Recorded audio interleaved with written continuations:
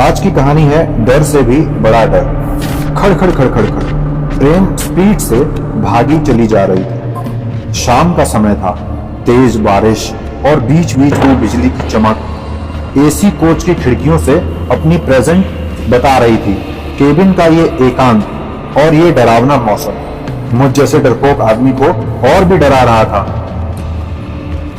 थोड़ी देर बाद गाड़ी के पहियों की रफ्तार कम हुई और एक छोटे से स्टेशन पर गाड़ी रुकी। बारिश इतनी ज्यादा थी कि मैं स्टेशन का नाम नहीं पढ़ पा रहा था। मैं अपने केबिन में अकेला था और इस सोच विचार में था कि कोई सहयात्री आ जाए जिससे मैं बातचीत करते करते आगे का रास्ता आसानी से काट सकूं।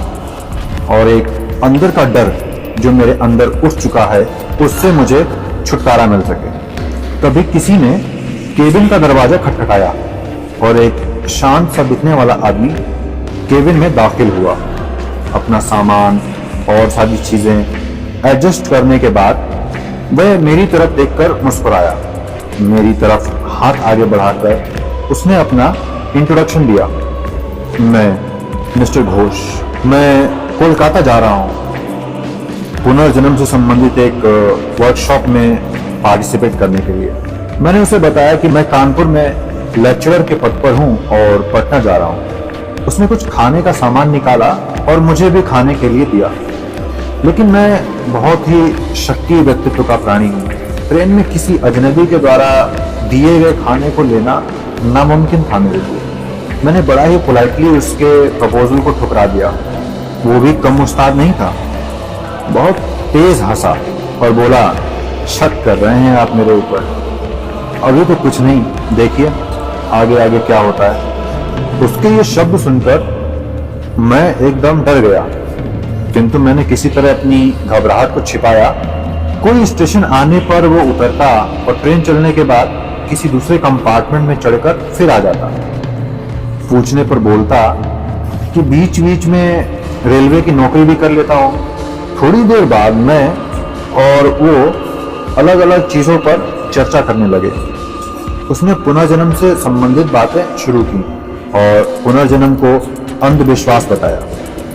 थोड़ी देर बाद उसने मुझसे पूछा, क्या आप भूत प्रेत पर विश्वास करते हैं? मैंने कहा, बिल्कुल। वो जोर से हंसा और बोला, ये सब बकवास है। मुझे भूतों पर विश्वास था, लेकिन वो भूतों के अस्तित्व को ही नकार रहा था। अब तक रात काफी हो चुकी थी। डिस्कशन के बाद में मैं उस फर्स्ट एसी के कोच में सोने की कोशिश कर रहा था।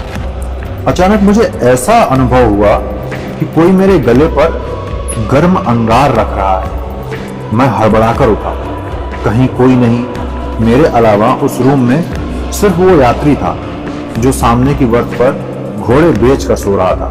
मैं फिर से सोने की कोशिश करने लगा। अभी आंख लगी ही थी कि मुझे अपने पेट पर बहुत तेज दबाव और हंसने की तेज आवाज सुनाई दी। मैं घबराकर उठा तो देखा कि वो को पैसेंजर बर्थ पर नहीं था।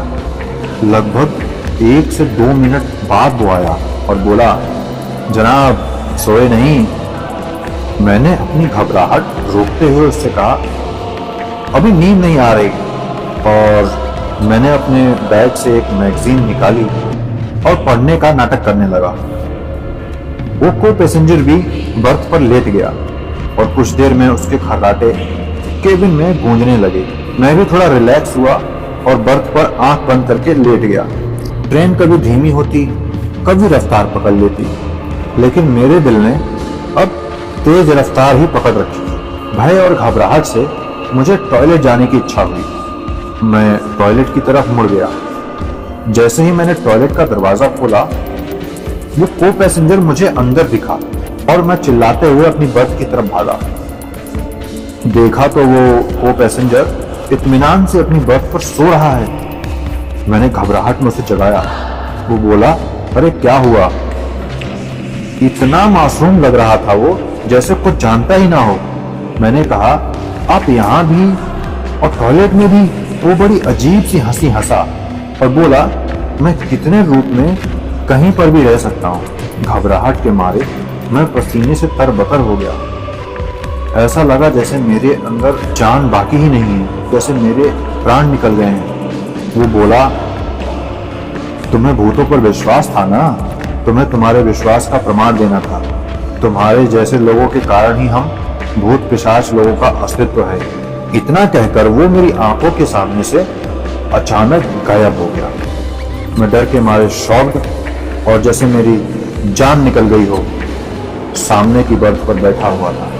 तभी केबिन के अंदर टीटी आया। उसका चेहरा देखकर मुझे बेहोशी छाने लगी, क्योंकि ये वही वो पैसेंजर था मेरा, और वो टिकट चेक कर मुस्कुराता हुआ चला गया। तो ये थी आज की कहानी। आई होप आपको कहानी ने ज्यादा नहीं डराया हो। ऐसी ही कहानियां हम इस चैनल पे लाते रहते हैं। आपको वीडियो अच्छी लगी तो लाइक कर दीजिएगा, कुछ कहना चाहते हो तो कमेंट में ज़रूर बताइएगा। चैनल को कर दीजिएगा सब्सक्राइब। मुलाकात होगी अगली कहानी में। तब तक के लिए आप अपना और अपनों का ख्याल रखिए। अद्भुत चैनल आप सबके मंगल में होने की कामना करता है। धन्यवाद।